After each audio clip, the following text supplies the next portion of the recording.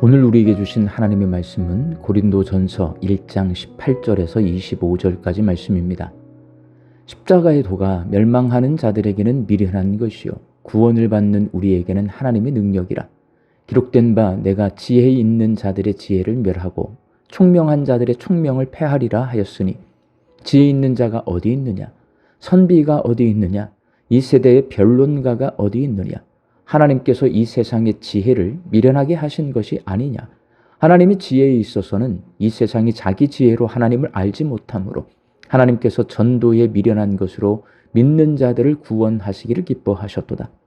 유대인은 표적을 구하고 헬라인은 지혜를 찾으나 우리는 십자가에 못 박힌 그리스도를 전하니 유대인에게는 거리끼는 것이요 이방인에게는 미련한 것이로되 오직 부르심을 받은 자들에게는 유대인이나 헬라인이나 그리스도는 하나님의 능력이요 하나님의 지혜니라.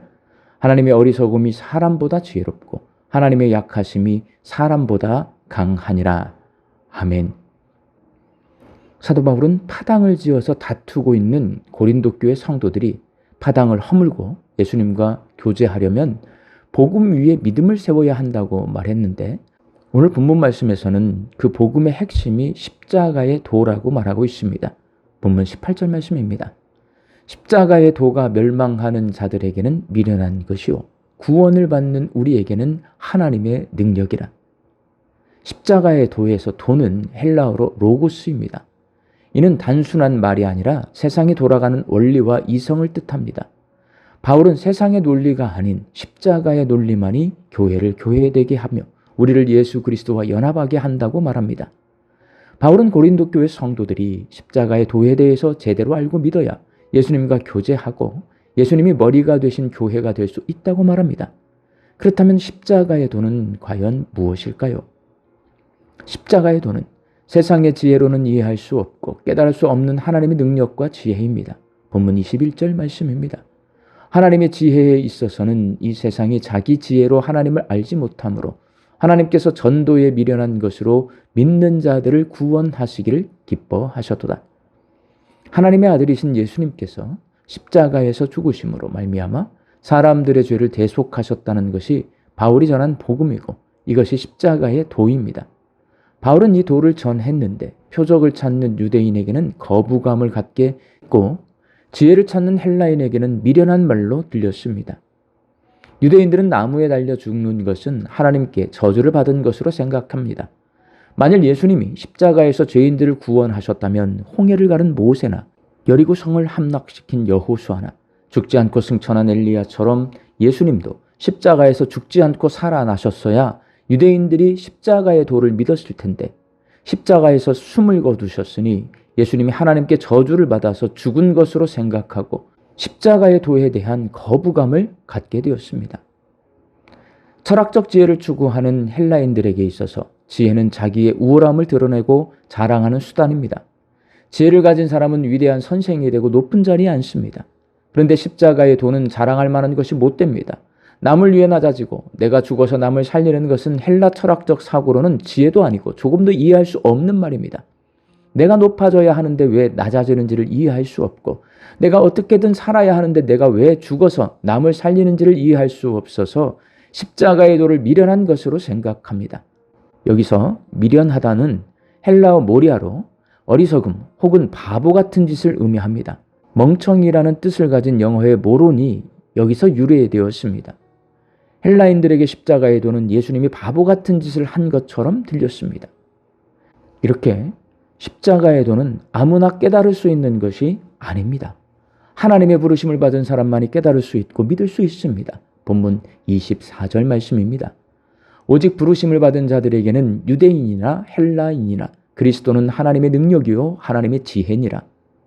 여기서 능력은 헬라어로 듀나미스로 다이나마이트의 어원이기도 합니다.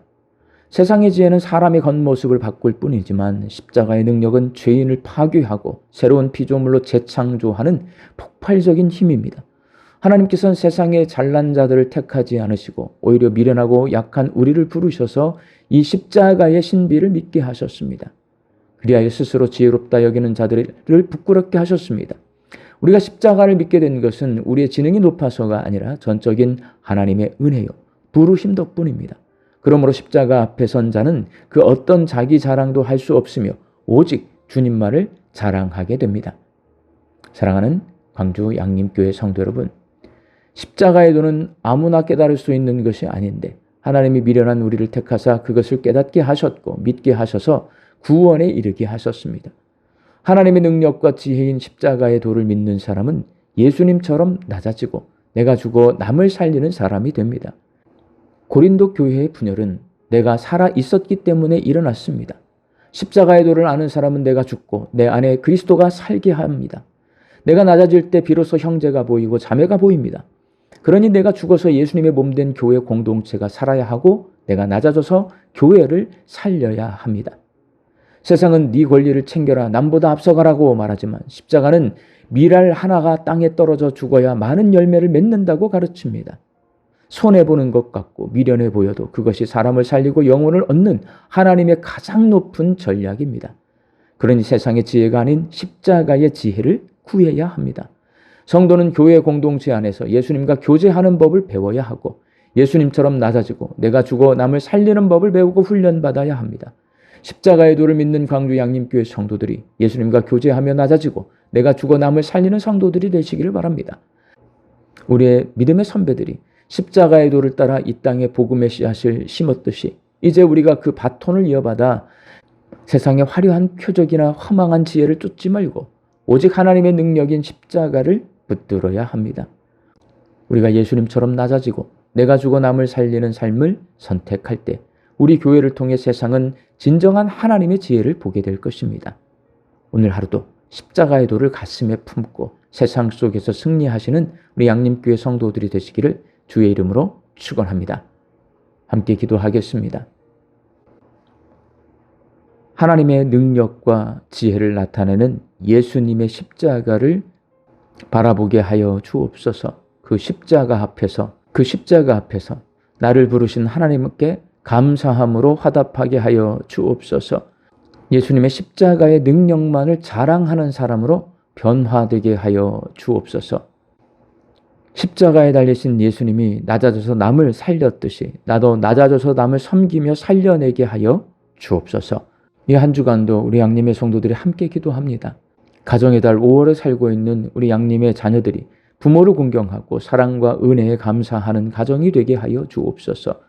양림 한마음 운동회가 안전하게 진행되고 모든 성도가 하나 되는 시간이 되게 하여 주옵소서.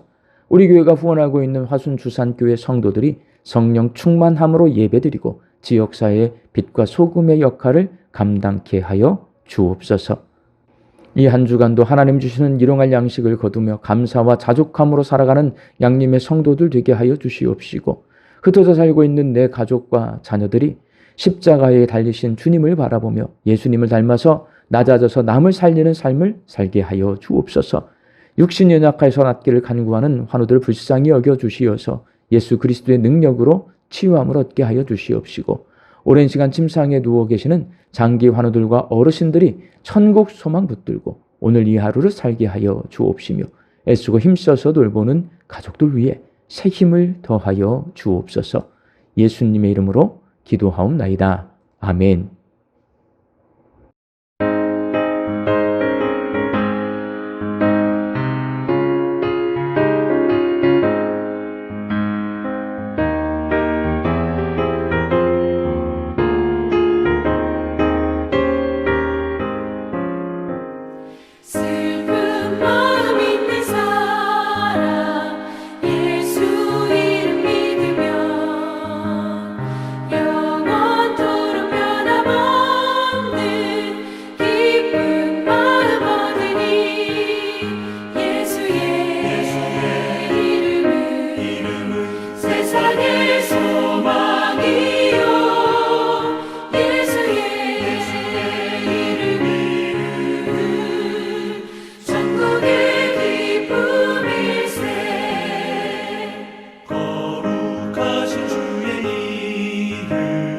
너